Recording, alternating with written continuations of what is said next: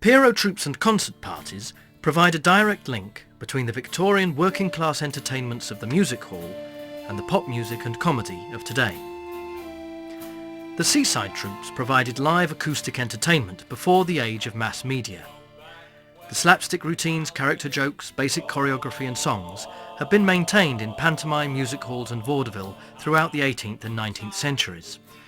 So when the railways brought the working classes to the seaside in droves, there was a ready-made summer season audience with money in their pockets and time for leisure. The artists working the halls in the towns and cities suddenly had a new market to target and the opportunity for regular employment during the summer months. The early troupes earned their money by busking, performing and then asking the audience for money on a profit share basis. This is still known by the term bottling, which refers to the practice of making a slot in the side of a bottle into which the audience was encouraged to put their halfpennies and pennies. The slot meant that the money couldn't be removed until the end of the take, when the bottle was smashed and the coins counted ready to be shared out. In front of the pitch, or performing area, sometimes there might be a roped-off area with deck chairs, for which a higher price would be charged.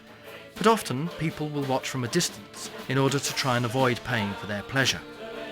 A good bottler is an asset to the troupe, and it's amazing how many people will still happily watch half an hour of a show and then be indignant that they have been asked to contribute to the bottle.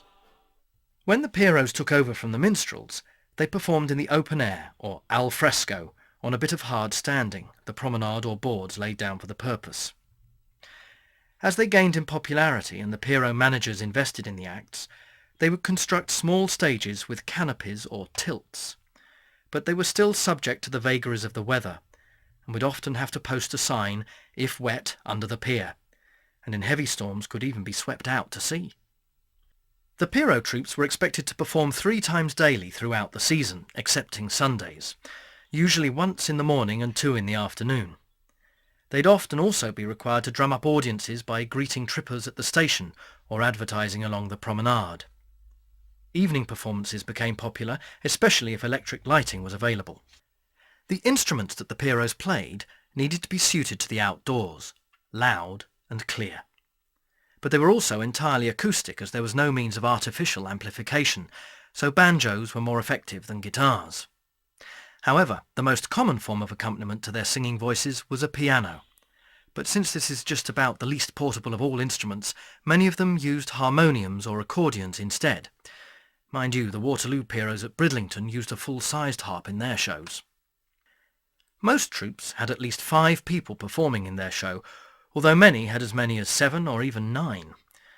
A typical Pierrot lineup would consist of a comic, a light comedian, often a dancer and feed, a soubrette, female coquettish soprano singer, a baritone, and an accompanist.